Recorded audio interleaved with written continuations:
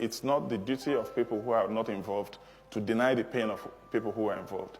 In Nigeria, there's this big embargo about Biafra. You must never talk about Biafra. We have to move on. You have to forget. You have to just move on. Forget about it. But it's not the duty of people who are not there to forget. If the people who suffered want to forgive and forget, it's their prerogative, and they can do that at their will. Well, Steve Jobs, has anybody read his autobiography? Yeah, he stopped going to church because he read about the Biafra war. He said, if Christians can do that to people, why should I worship that God? I don't agree with him, but that's his view. He felt so bad about the war. Bernard Kouchner, former French foreign minister, remember him in Kosovo, digging every last bone to understand what happened in Kosovo. But where did he start? He started in Biafra. He was there as a Red Cross volunteer. He resigned from the Red Cross. He said, we can't be impartial in such a situation. He founded Médecins Sans Frontières, MSF, because of the Biafra situation. And that's what Biafra did to him. John Lennon returned his MBE to the Queen because of the Biafra war. As a protest against violence and war, especially Britain's involvement in Biafra, which most of the British public aren't aware of, because all the press, TV and radios slant all the news from Biafra. All the stuff I learnt on Biafra from journalists, off-the-cuff folks, is a different story, and I began to be ashamed of being British. And I'm a patriotic nationalist, if the truth will out, and Yoko can vouch for that. I'm always fighting about what Britain invented, radar, and what all the different things we've done. But every day I just began to worry a bit more about it, and I was going to send the MBE back anyway. I could have done it privately, but the press would have found out anyway. He would have been here a week later instead, less impact.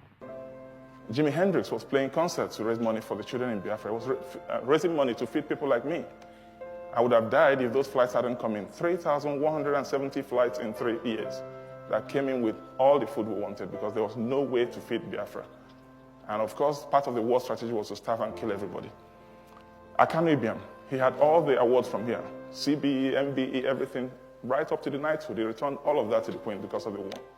If you came away from some of the earlier tragedies of the Biafran War and some of the wars in Africa and the AIDS things I photographed, there wasn't enough darkness. The next piece is also by Alex Baranovsky. It's called Biafra, and this was actually written for a documentary which just came out at the beginning of this year. The documentary is called McCullen, and it's about the very famous war photographer Don McCullen, who traveled around the world over the last 30, 40 years, taking the most extraordinary photographs, mostly of war-torn areas. And Biafra was a former province near to Nigeria, where they had a most horrendous civil war in the 1960s. And there was a particular colony, children's colony, which had been abandoned, and thousands of children were left there to die. And Don McCullen arrived at this place in Biafra to find all these children there. And the children thought that he had come to save them.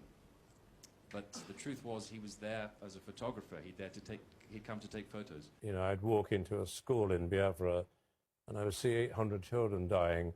And as soon as they saw the white man coming, you could see they thought there was some hope at the end of the tunnel. And what did I bring them? I brought them 2 Nikon cameras around my neck. And I saw these children dropping down and dying in front of me. And you know, we live in a world now where the media isn't that particularly interested in the real tragedy in our lives. You feel that? I'm convinced it is. And it was something that he just never really got over, never really recovered from. And Alex wrote this particular piece based on that, and it's in the film, which is the most extraordinary documentary. I would urge any of you to go and see it. It's just out, and it has picked up 2 BAFTA nominations, in fact, just recently. So this is Biafra by Alex Baranovsky.